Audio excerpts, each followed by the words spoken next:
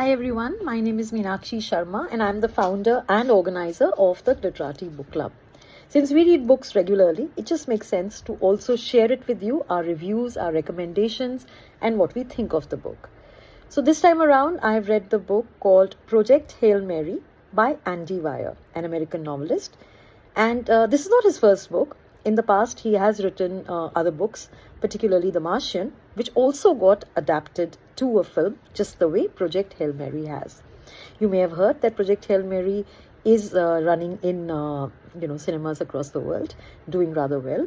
In fact, launched very perfectly because it timed with the launch of the Artemis 2 and the crew, the astronauts who went into Artemis 2 and also watched it, liked it, found it both inspiring and uplifting. So back to the book by Andy Weir.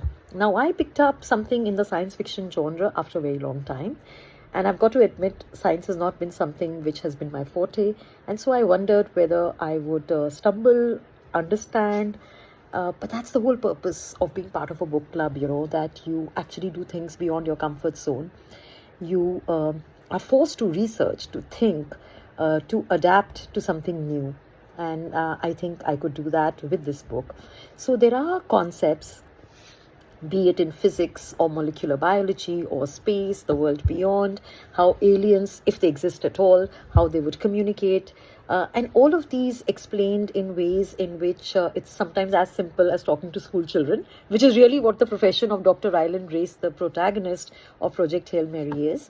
And yet at the same time, also taking it a notch further, forcing you to visualize, imagine, learn along the way, which is what I did when I read the book. There is this touch of humor. The protagonist is in disbelief. He can't believe. He's not a hero.